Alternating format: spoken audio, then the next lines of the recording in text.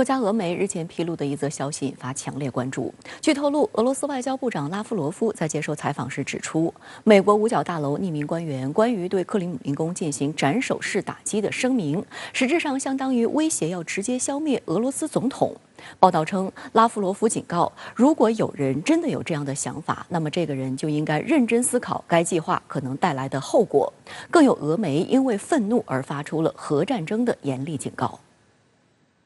据悉，拉夫罗夫这番话指的是美国媒体《新闻周刊》今年9月的一篇报道。该报道当时援引五角大楼某匿名官员消息称，美国国防部官员正在针对俄罗斯可能发动的核打击考虑多种应对措施，其中包括在克里姆林宫的心脏地带对普京实施斩首式打击。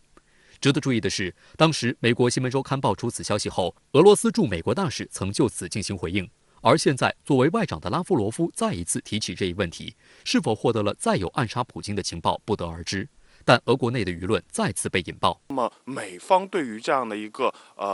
斩首计划，其实已经在酝酿或者是半实施的这样的一个状态当中。那拉夫罗夫对于美方的这样的一个信号给予直面的回应，则意味着俄方有能力去保护俄高层的安全，有能力去来击败美方所实施的斩首计划。当地时间12月28号，俄新社针对美国这一疯狂的想法发表了一篇文章，强硬表示，如果美国有暗杀企图的话，莫斯科的红色按钮将会被迅速按下。多亏了核武器，现代俄罗斯从苏联继承了其领导人的不可侵犯性和不可能对该国本身使用其他非常规地缘政治斗争方法。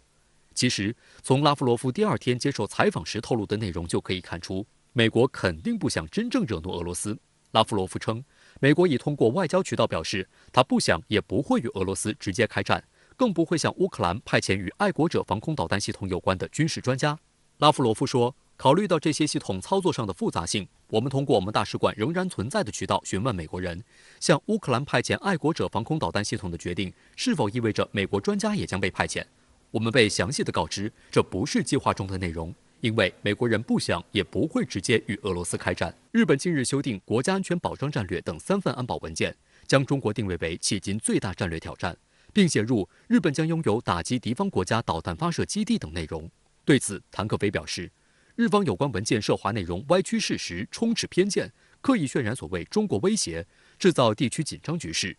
事实证明，中国是世界各国发展的伙伴与机遇，中国军队是维护世界和平的坚定力量，从未挑战谁，更没有威胁谁。反而是日本近年来严重违背和平宪法和专守防卫政策，借所谓外部威胁大幅增加防卫支出，加强太空、反导、高超音速武器等领域的军事技术研究，深化美日军事合作，谋求发展所谓反击能力，鼓噪同美国搞核共享。